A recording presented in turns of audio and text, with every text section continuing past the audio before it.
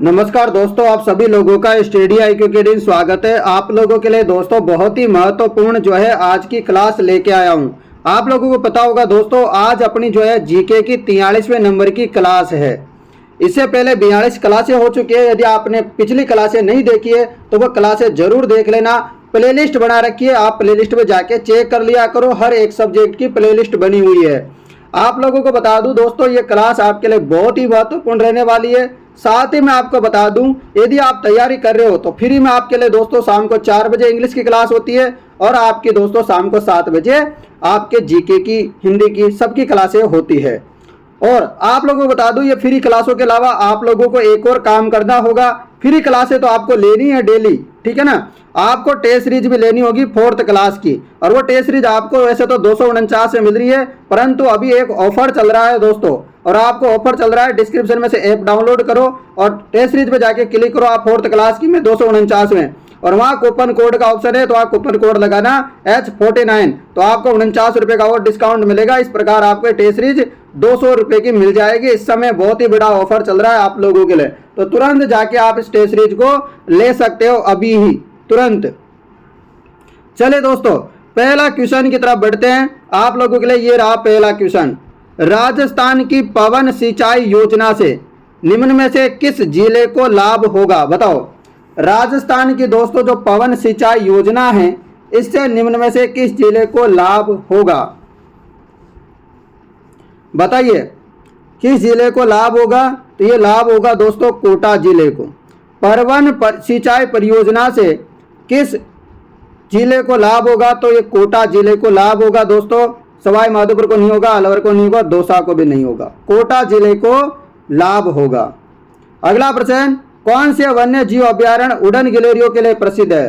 तो आपको पता होगा दोस्तों, उड़न गिलहरी के लिए सीता माता वन्य जीव अभ्यारण्य प्रसिद्ध है। तो सीता माता जो अभ्यारण्य है ये उड़न गिलहरियों के लिए प्रसिद्ध है।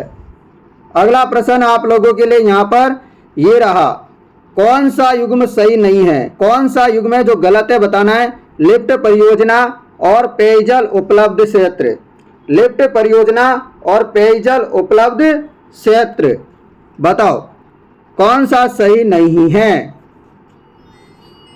बताइए मित्रों फटाफट से, बताओ दोस्तों फटाफट इसका जवाब। तो आपको बताया कवरसेन लिफ्ट नहर एकदम सही है, बीकानेर। गंदेली सहवा लिफ्ट चूरू सही है, और राजीव गांधी नहर लिफ्ट नहर गलत है, जैसलमेर नहीं है।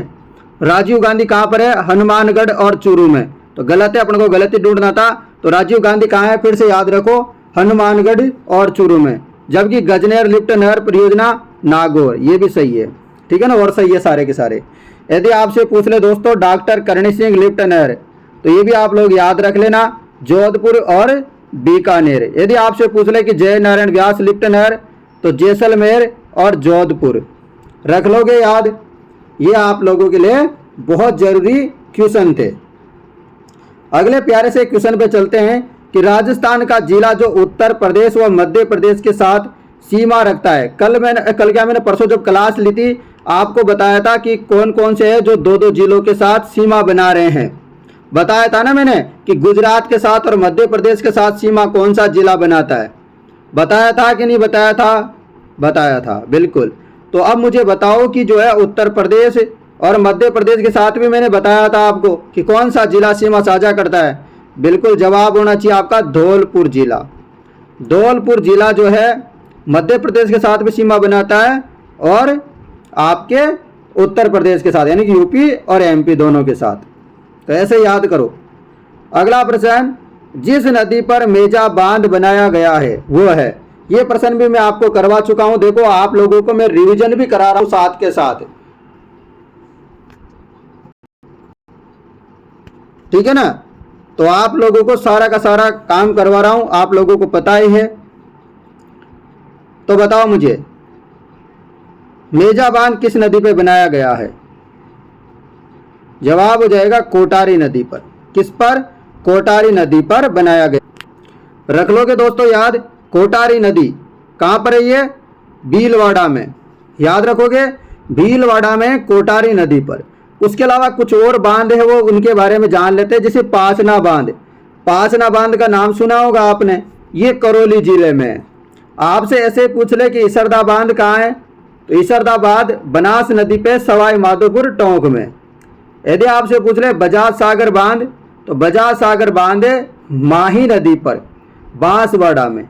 यदि नारायण सागर बांध, ये नाम आपने सुना होगा बहुत कम, नारायण सागर बांध बहुत कम आता है, परंतु कभी आ जाए तो फिर सीधा सिलेक्शन है। इस क्वेश्चन से सीधे नंबर मिलते हैं और इनसे लाखों बच्चों के आगे निकल जाओगे आप। तो नारायण सागर बांध है खारी नदी पर अजमेर में। तो जो बोलता हूं थोड़ा नोट सोर्स बना लिया करो इनका, तो काम आएंगे। अगला प्रश्न, डेगाना खाने राजस्थान के किस जिले में स्थित है, बताओ फटाफट। जो डेगाना की खान कहां पर है, तो आपको पता है नागौर में है। दोस्तों मैं पिछले जीके के अनुसार आपको क्यों पढ़ा रहा हूं, ये इसलिए पढ़ा रहा हूं क्योंकि अभी जो क्वेश्चन आएंगे ना आपकी परीक्षा में, वो पुराने के अनुसार ही आएंगे, रख लोगे याद। यदि आपसे पूछ ले दोस्तों हीरा कहाँ मिलता है, तो हीरा मिलता है केसरपुरा प्रतापगढ़ में। यदि अबरक पूछे तो भीलवाड़ा में, और मेघनीज पूछ ले तो बांसवाड़ा में। पेट्रोलियम पूछे तो आपको पता है सांचौर बाड़मेर में। जिप्सम पूछे तो बीकानेर जैसलमेर नागौर, और फेल्सपार पूछे तो अजमेर। ये आप जिले याद रख लेना। चांद बावड़ी राजस्थान के किस जिले में स्थित है, तो चांद बावड़ी कहाँ है, तो चांद बावड़ी आबानेरी दौसा में है। राजस्थान में भीम सागर सिंचाई परियोजना कहाँ स्थित है, तो राजस्थान में भीम सागर परियोजना कहाँ है, झालावाड़ में। कहाँ पर है, झालावाड़ में। झालावाड़ में और भी है, सारा का सारा मैं झालावाड़ का बता देता हूँ जितनी भी परियोजना है। देखो नाम याद रखना, काली सिंध, चोली या उसी को बोलते हैं चतली, छापी है, गागरोन है, पीपलाद है, भूमि सागर है। तो ये सारी की सारी परियोजनाएं आप लोगों को याद रखनी है, रख लोगे आप लोग याद, चलिएगा। ये सारी की सारी झालावाड़ की है। अगला प्रश्न, जैसलमेर जिले की मुख्य मवेशी की नस्ल का नाम बताइए। जैसलमेर जिले की मुख्य मवेशी की नस्ल का नाम बताइए, तो क्या नाम है, जवाब हो जाएगा जैसलमेर की मुख्य मवेशी का नाम है थारपारकर। थारपारकर। मवेशी का मतलब क्या होता है, मवेशी का मतलब आप भैंस मत समझ लेना, गाय होता है। गाय होता है, क्या होता है, गाय होता है। कि गिर, राठी, काकरेज, ये सब गाय की नस्लें हैं। दोस्तों आपको बताया थारपारकर थार के क्षेत्र में मिलती है। थार के क्षेत्र में मतलब कहाँ कहाँ मिलती है, जैसलमेर, बाड़मेर, जोधपुर, जालोर, सांचौर, इनमें मिलती है। सांचौर जालोर में आ गया वापिस अब तो। चलो अगला प्रश्न, मरु विकास कार्यक्रम यानी कि DDP लागू किया गया था, तो मरु विकास कार्यक्रम कब लागू किया गया था, तो याद रखना मरु विकास कार्यक्रम 1977-78। अच्छे से रट्टा मार लो क्योंकि क्वेश्चन यहां से आता ही आता है, रख लो दे याद। मरु विकास कार्यक्रम नाम याद आते याद रखना 77-78, 1977-78। अगला प्रश्न, इंदिरा गांधी की जो है, इंदिरा गांधी जो नहर है इसकी मुख्य नहर की लंबाई कितनी है, तो मुख्य नहर की लंबाई है 445। यदि कुल लंबाई पूछ ले तो याद रख लेना 649 किलोमीटर, रख लोगे याद। इंदिरा गांधी नहर के निर्माता की पूछा जाता है बहुत बार कौन है, तो कंवर सेन है। इंदिरा गांधी नहर का उद्घाटन कब किया, क्वेश्चन आ जाए 31 मार्च 1958 को। अगला प्रश्न सॉरी दोस्तों, वर्षा जल संरक्षण लाभप्रद है। वर्षा जल संरक्षण लाभप्रद है किसमें, तो भूमिगत जल स्तर में सुधार के लिए। भूमिगत जल स्तर सुधार के लिए प्रसिद्ध है वर्षा जल संरक्षण। अगला प्रश्न आपके लिए, ऐश्वर्या तेल क्षेत्र जिस जिले में स्थित है वह है। ऐश्वर्या तेल क्षेत्र जिस जिले में स्थित है वह है, बताओ। जवाब हो जाएगा बाड़मेर। क्या होगा, बाड़मेर। तो बाड़मेर में पेट्रोलियम के जो है बहुत सारे भंडार है, जैसे कि आपको याद रखना है मंगला, सरस्वती, ऐश्वर्या, रागेश्वरी, याद रख लोगे। बाड़मेर के और भी तेल के क्षेत्र है, कौन कौन से, विजया है, शक्ति है, भाग्य में, कामेश्वरी है, तो ये आप याद रखना। सबसे ज्यादा सर्वाधिक जो पेट्रोल के भंडार मिले हैं ना, वो मिले हैं बाड़मेर सांचौर बेसिन में। तो आ जाए क्वेश्चन तो कौन से बेसिन में मिलते हैं, तो बाड़मेर सांचौर बेसिन, नाम याद रख लेना। अगला प्रश्न आप लोगों के लिए दोस्तों, सूची को आपको मिलान करना है, मिलाइएगा। बलुई मृदा, तो बलुई मृदा कहाँ मिलती है? बीकानेर, जोधपुर, बाड़मेर में मिलती है। लाल मृदा कहाँ मिलती है?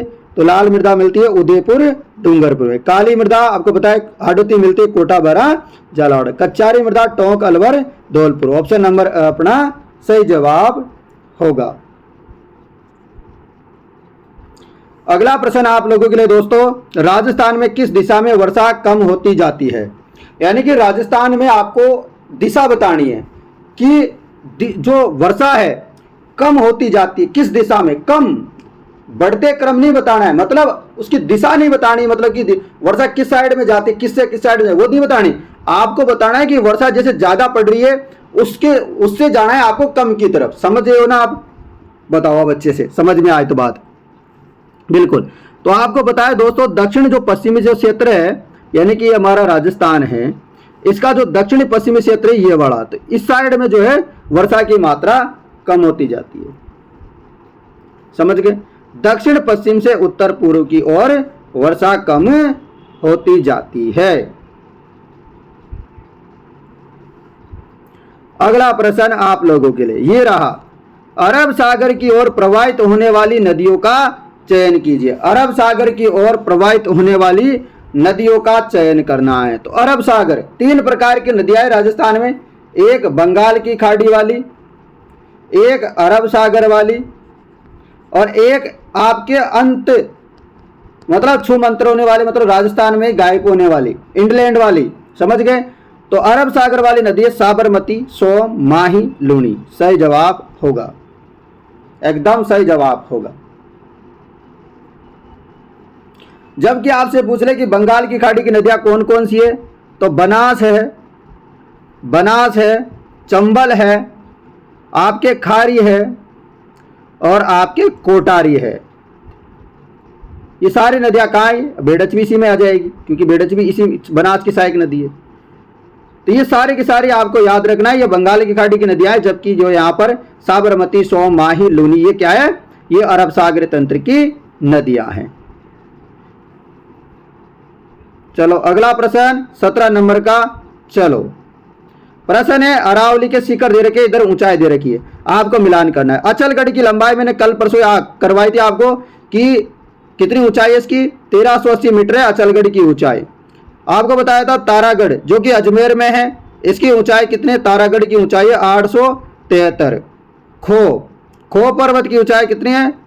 खो पर्वत की ऊंचाई है 920, और भैरौच पर्वत की ऊंचाई है 792। इस प्रकार अपना जवाब हो जाएगा ऑप्शन नंबर बी। चल गया? समझ में आ गया? मजा आ रहा है आपको क्लास में? कमेंट करो फटाफट। रणकपुर जैन मंदिर का वास्तुकार कौन था? रणकपुर जैन मंदिर के बारे में जो भी जानकारी आपको पता है कमेंट करो फटाफट। रणकपुर जैन मंदिर का वास्तुकार कौन था? तो वो था दीपा, या इसी को बोलते हैं देपाक। क्या बोलते हैं? दीपाक। या तो दीपा मिल जाएगा ऑप्शन में, या देपाक ऑप्शन में मिलेगा रणकपुर जैन मंदिर के वास्तुकार। आपको पता है ये मंदिर दोस्तों, रणकपुर जैन मंदिर कहां पर है? पाली में है। कहां पर है? पाली जिले में है। आपको याद रखना है इस मंदिर के बारे में कि इसमें जो है 1444 खंभे। कितने खंभे हैं? 1444 खंभे है। इसलिए इस मंदिर को कहा जाता है खंभों का अजायब घर। क्या कहा जाता है? खंभों का अजायब घर कहा जाता है। अगला प्रश्न, चित्तौड़गढ़ दुर्ग के विजय स्तंभ का वास्तुकार कौन था? चित्तौड़गढ़ में आपको पता है विजय स्तंभ है मित्रों, और उस विजय स्तंभ के जो वास्तुकार है उनका नाम बताना है जेता। क्या नाम है? विजय स्तंभ के जो है वास्तुकार का नाम है जेता। चित्तौड़गढ़ का किला आपको पता है किसने बनवाया था सर्वप्रथम? आप लोगों को अच्छे से पता होगा, थोड़ा बहुत भी आपने जीके का ज्ञान होगा तो, क्योंकि सबसे पहले लोग जो भी टीचर होते हैं ना वो सबसे पहले चित्तौड़गढ़ के किले को ही पढ़ाते हैं। तो आपको पढ़ाया होगा, बताओ, तो आपको याद होगा चित्रांगद मौर्य। ठीक है? आपको पता है चित्तौड़गढ़ में क्या क्या है, आप याद रखा करो, क्योंकि क्वेश्चन आ जाता है और याद आ जाएगा तो फिर आपको दिक्कत होने वाली है। मैं बता देता हूं, राणा कुंभा का महल है, रानी पद्मिनी का महल, फतेह प्रकाश महल, विजय स्तंभ, जय महल और फत्ता की छत्रियां यहां पर स्थित है। अगला प्रश्न, राजस्थान निर्माण के तृतीय चरण, तीसरा चरण यानी कि संयुक्त राजस्थान का उद्घाटन किसके द्वारा? मतलब जो उदयपुर मिला दिया था ना, उसकी बात चल रही है। तीसरा चरण कोटा के बाद जो तीसरा चरण बना था उदयपुर मिलाने से, तो उसका उद्घाटन आपको पता है, पहले और दूसरे का तो एनवी गोडगिल ने किया था, तीसरे का जवाहरलाल नेहरू जी ने किया था, तो तीसरा ये। उसके बाद दोस्तों अपने वल्लभ भाई पटेल जी ने किया था, जो कि वृहत राजस्थान चौथे चरण था राजस्थान का, 30 मार्च 1949 को। अगला प्रश्न, किसके नेतृत्व में शेखावाटी किसान आंदोलन में महिलाओं ने भाग लिया था? तो आपको बताया दोस्तों महिलाओं ने भाग लिया था, यह आपको बताना है। तो आपको बताया किशोरी देवी के नेतृत्व में, किशोरी देवी के नेतृत्व में यहाँ पर 10,000 जाट महिलाओं का सम्मेलन बुलाया गया था। यह समय था दोस्तों 25 अप्रैल 1934 का, 25 अप्रैल 1934 का दिन था, इस दिन की बात है ये। अगला प्रश्न, विख्यात महिला समाज सुधारक छगनबेन राजस्थान के किस क्षेत्र से संबंधित है? तो छगनबेन का संबंध है जोधपुर से। तो छगनबेन का संबंध है महिला समाज सुधारक, ये आपका जोधपुर से संबंधित है। अगला प्रश्न, मत्स्य संघ की राजधानी निम्न में किसे बनाया गया? तो मत्स्य संघ की राजधानी सबसे सिंपल सा क्वेश्चन अलवर को बनाया था। किसके कहने पर इसका मत्स्य संघ नाम रखा था? तो मुंशी देवी जी के कहने पे। तो ये भी आप याद रखना। दूसरी बात याद रखना, इसका उद्घाटन जो मत्स्य संघ का हुआ था वो 18 मार्च 1948 को हुआ था, नोट कर लेना डेट भी। दूसरी बात याद रखना, इसका उद्घाटन एनवी गोडगिल ने किया था। एक और बात याद रखना, राज प्रमुख कौन थे? धौलपुर के महाराजा थे दोस्तों उदयभान सिंह। यदि आपसे पूछ ले प्रधानमंत्री कौन था? तो शोभाराम कुमावत थे अलवर के। आपसे पूछ रहे कि उद्घाटन कहाँ हुआ था मत्स्य संघ का? तो ये भरतपुर के किले में हुआ था। इतने सारे बातें याद कर लोगे तो क्वेश्चन की गलत होने का कोई भी चांस नहीं रहेगा। आय कितनी थी मत्स्य संघ की? 184 लाख। 1919 में राजस्थान सेवा संघ की स्थापना कहाँ की गई? बताओ। 1919 में राजस्थान सेवा संघ की स्थापना की गई थी मित्रों वर्धा। वर्धा जगह कहाँ पर पड़ती है? महाराष्ट्र में। कहाँ पर पड़ती है?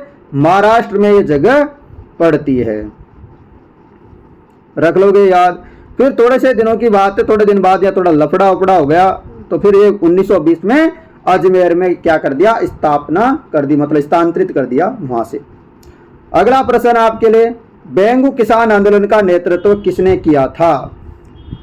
बेंगू किसान आंदोलन का नेतृत्व किया था राम नारायण चौधरी जी ने। तो बेंगू किसान आंदोलन का नेतृत्व किया था राम नारायण चौधरी ने।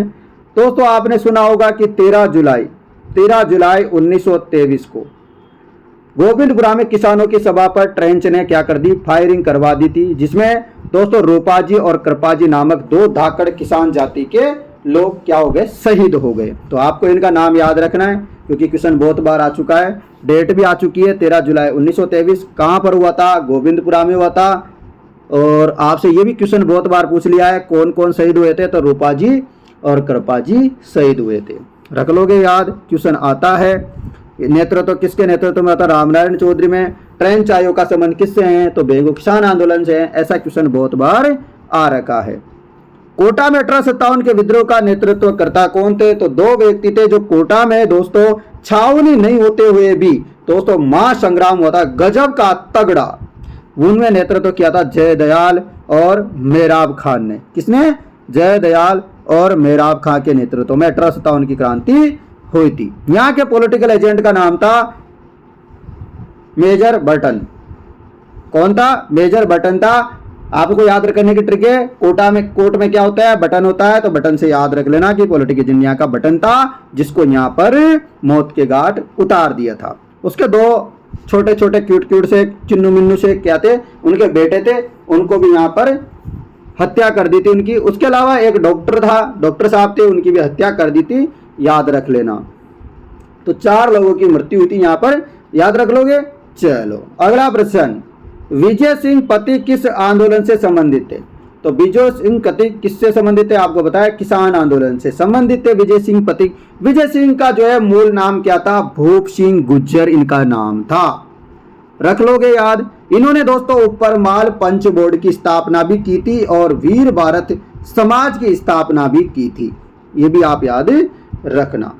अगला प्रश्न, हाड़ौती पठार में कौन से प्रकार की मृदा पाई जाती है? तो हाड़ौती में आपको बताया काली मृदा पाई जाती है। कोटा, बूंदी, बारां, झालावाड़ में मध्यम काली मृदा पाई जाती है, जिसको रेगुर मृदा भी बोलते हैं।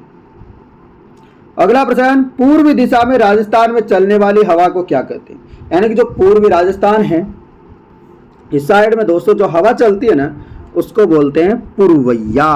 क्या बोलते हैं? पूर्व में चलने वाली पुरवैया, ऐसे याद रख लेना। और दोस्तों गर्मी में, अभी गर्मी आ गई, तपती धूप में एकदम क्या बोलते हैं, झक्कर बोलते हैं अपने राजस्थान में। तो झक्कर मतलब भाई साहब अंधिया, थोड़ा थोड़ा धूल उड़ती रहती है उसके साथ में। और क्या आपको लगती है भाई साहब, मोटरसाइकिल चला के जाना कभी धूप में, आपके ना पैरों की हालत खराब हो जाएगी, आपकी खुद की भी हो जाएगी, है ना। इसको क्या बोलते हैं? ग्रीष्म ऋतु में जो चलने वाली जो तापमान जो होती है दोस्तों, बढ़ती हुई दोस्तों, उसको क्या बोलते हैं? लू बोलते हैं। लू सर्वाधिक कहां चलती है? बाड़मेर में। यदि आपसे जिले का पूछ ले तो लू होती है दोस्तों ये। और जो सर्दियों में जो बरसात होती है ना, वो पश्चिमी विक्षोभ के कारण होती है, ऐसा भी क्वेश्चन आता है। अगला प्रश्न, तारागढ़ पर्वत चोटी अरावली के निम्नलिखित प्रदेशों में से किसका भाग है? अभी थोड़ी देर पहले बताया था कि तारागढ़ जो चोटी है वो अजमेर में, और अजमेर आता है मध्य अरावली में। किसमें आता है?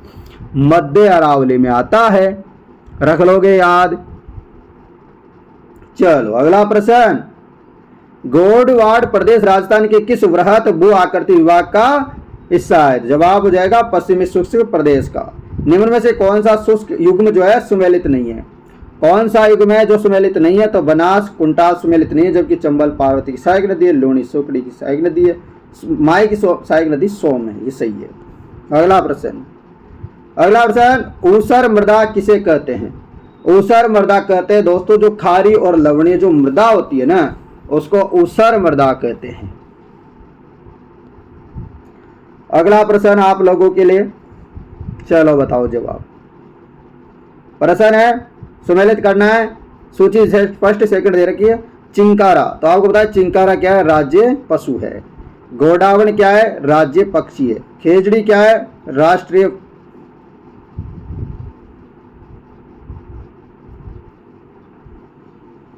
बताओ फटाफट क्या है?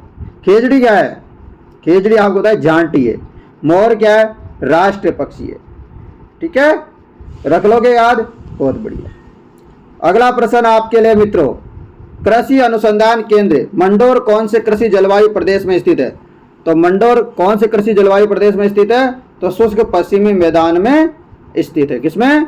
शुष्क मैदानी प्रदेश में स्थित है कृषि अनुसंधान केंद्र मंडोर। आपसे पूछ रहे केंद्रीय शुष्क बागवानी संस्थान कहाँ है? तो केंद्रीय शुष्क बागवानी पूछे तो बीकानेर। यदि आपसे पूछ ले राष्ट्रीय बीज मसाला अनुसंधान केंद्र अजमेर, तभी जी अजमेर में। यदि आपसे सरसों का पूछ ले तो सेवर भरतपुर में। अगला प्रश्न, विश्व प्रसिद्ध ब्रह्मा मंदिर कहाँ स्थित है? विश्व प्रसिद्ध ब्रह्मा मंदिर है दोस्तों पुष्कर में। आपसे पूछे विजय मंदिर कहाँ पर किस किले में स्थित है? तो विजय मंदिर कहाँ है? क्वेश्चन आ जाए तो याद रखना, बयाना भरतपुर में। अगला प्रश्न, रणथंभौर का प्रसिद्ध गणेश मेला आयोजित होता है। तो रणथंभौर का जो प्रसिद्ध जो मेला है वो कब होता है आयोजित? सब विद्यार्थियों को पता होगा, भादवा की शुक्ल चतुर्थी को। कब होता है? भादवा की शुक्ल चतुर्थी को गणेश जी का मेला लगता है रणथंभौर में, सवाई माधोपुर। प्रसिद्ध राजस्थानी लोक नर्तकी गुलाबो, आपको पता है गुलाबो सपेरा का संबंध किससे है? गुलाबो सपेरा, सपेरा नाम लिया तो कालबेलिया नृत्यों से संबंधित है। किससे? कालबेलिया नृत्यांगनाएं आपको याद रखना है।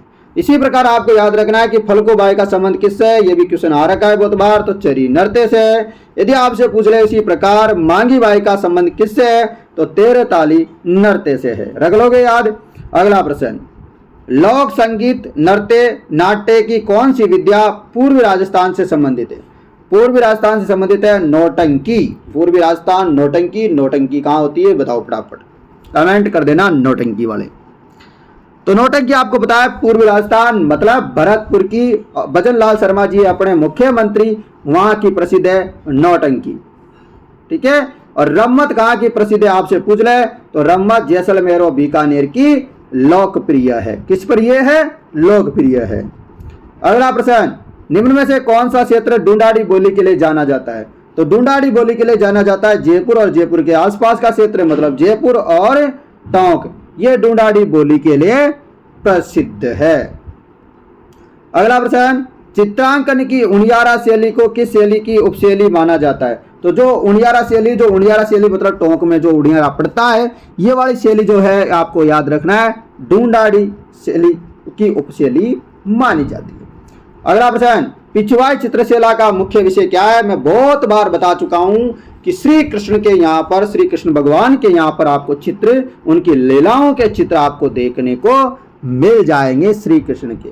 ठीक है, याद रख लोगे। और जो यहाँ पर श्रीनाथ जी का मंदिर है, यहाँ पर दोस्तों वल्लभ संप्रदाय का अधिक प्रभाव होने के कारण कृष्ण जी की जो है चित्र बनाए जाते हैं।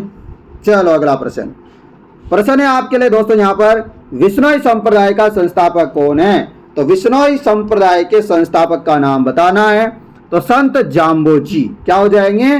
संत जाम्बोजी, जिन्होंने दोस्तों 29 नियम दिए थे विश्नोई संप्रदाय के लिए, रख लोगे याद।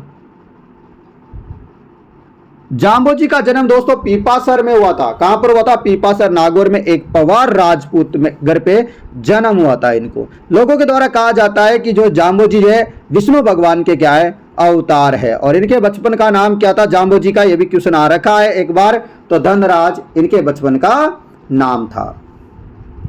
किस पहाड़ी पर जोधपुर का मेहरानगढ़ दुर्ग है? मैं परसों वाली क्लास में बताया था चिल्ला चिल्ला के कि जो है मेहरानगढ़ दुर्ग जोधपुर का किला चिड़िया टूक पहाड़ी पर है। किस पहाड़ी पर है? चिड़िया टूक पहाड़ी पर। अगला प्रश्न, मेहरानगढ़ दुर्ग का निर्माण किसने करवाया? ये क्वेश्चन भी मैं करवा दिया आपको। राव जोधा ने इसका निर्माण करवाया था 1459 में। याद रख लो, डेट भी क्वेश्चन आ जाएगा। अगला प्रश्न आपके लिए, 1574 में अकबर की सेना के अधिकार के बाद जोधपुर का प्रशासक किसे नियुक्त किया गया? बताओ किसे नियुक्त किया गया? जवाब हो जाएगा बीकानेर के राय सिंह को। अगला प्रश्न, अजमेर के चौहानों के नाम से भी जानते हैं। तो आपको बताया अजमेर के जो चौहान थे, पहले इनका जो राजपाट था वो अपने जो सांबर जिले के इसके आसपास था, इसलिए इनको दोस्तों सपाद लक्ष के चौहानों के नाम से भी जानते हैं। अगला प्रश्न, जूते हुए खेत के साक्ष्य किस सभ्यता से संबंधित है? जूते हुए खेत का संबंध दोस्तों कालीबंगा जो हनुमानगढ़ में है उससे संबंधित भी है। आपको पता होगा दोस्तों कालीबंगा की जो खोज है, खोजकर्ता का नाम है अमलानंदे घोष और इसके उत्खननकर्ता के नाम है बीबी लाल बिक्के थापर, ये नाम है। खुदाई में क्या क्या मिले? ये भी क्वेश्चन बहुत बार आ रखा है। तो जूते हुए खेत के साक्ष्य मिले, उसके अलावा 7 अग्नि वेदिकाएं मिली, दोहरी रक्षा प्राचीर के यहाँ साक्ष्य मिले और मेसोपोटामिया के दोस्तों यहाँ पर बेलनाकार मुहर भी मिली थी। अगला प्रश्न, किस शिलालेख में चौहानों को वत्स गोत्र ब्राह्मण कहा गया? आपको बताना है कि कौन सा शिलालेख है जिसमें जो चौहान है चौहानों को बताया गया है कि ये तो वत्स गोत्र ब्राह्मणों के क्या है? वंशज है। बताओ बताओ फटाफट, चौहानों को वत्स गोत्र ब्राह्मण कहा गया है कौन से शिलालेख में? तो जवाब हो जाएगा बिजोलिया के शिलालेख। बिजोलिया शिलालेख कब का है? आपसे क्वेश्चन आ जाए, याद रखना 1170 ईस्वी का है। कहां पे मिला था? क्वेश्चन ये भी आ रखा है। तो भीलवाड़ा में। कहां पर? भीलवाड़ा में। याद रखना कि अजमेर वो सांबर के चौहान वंशीय शासकों को दोस्तों वत्स गोत्रीय ब्राह्मण कहा गया। याद रखना है आपको। आपको पता है दोस्तों विग्रह राजचतुर ने दिल्ली को अपने अधीन किया, रख लोगे याद। और दोस्तों बिजोलिया शिलालेख में कुछ नाम मिले हैं नगरों के, वो भी याद रख लो। जाबालीपुर, शाकंबरी, श्रीमाल, ये नाम मिले थे। दोस्तों मैंने 50 क्वेश्चन आपको करवा दिए। आपको क्लास कैसी लगी कमेंट करना। दोस्तों किसी को कोई भी हेल्प चाहिए तो आप व्हाट्सएप मैसेज किया करो यार, व्हाट्सएप कॉल किया करो। आप कॉल करते रहते हो सारे दिन, है ना। इससे बढ़िया है आप व्हाट्सएप कॉल छोड़ दिया करो या व्हाट्सएप मैसेज कर दिया करो इस नंबरों पे 80 58 59 87 08। इस नंबरों पे आप व्हाट्सएप कॉल किया करो या व्हाट्सएप मैसेज किया करो, थोड़ा अच्छा होगा, ठीक है ना। ये आप लोगों के लिए नंबर है, कभी भी आप जरूरत पड़े तो आप इस नंबरों पे संपर्क कर सकते हो। यदि आप लोगों को दोस्तों 4th क्लास की टेस्ट सीरीज लेनी है तो मैंने आपको बता दिया, अभी टेस्ट सीरीज वैसे तो 1000 की है49 अभी ऑफर के साथ 249 की है। 249 में भी हमने एक और ऑफर दे दिया आपको, H49 आप कूपन कोड यूज करोगे तो आपको टेस्ट सीरीज पड़ेगी 200 रुपये की। और टेस्ट सीरीज बहुत इंपॉर्टेंट है। टेस्ट सीरीज लेने के बाद आप खुद बोलोगे कि सर टेस्ट सीरीज ही है, मजा आ गया, मजा आ गया, आनंद आ गया। आप खुद आनंद की अनुभूति करोगे। तो आप इस टेस्ट सीरीज को ले लीजिए। बहुत सारे टेस्ट अपने डाल दिए हैं, जो नहीं डाले वो भी डाल देंगे। तो दोस्तों मैं आप लोगों से निवेदन करूंगा कि आप टेस्ट सीरीज लेने से चूक गए तो बाद में पछतावे के अलावा कुछ नहीं मिलेगा। धन्यवाद। जय हिंद दोस्तों, जय भारत।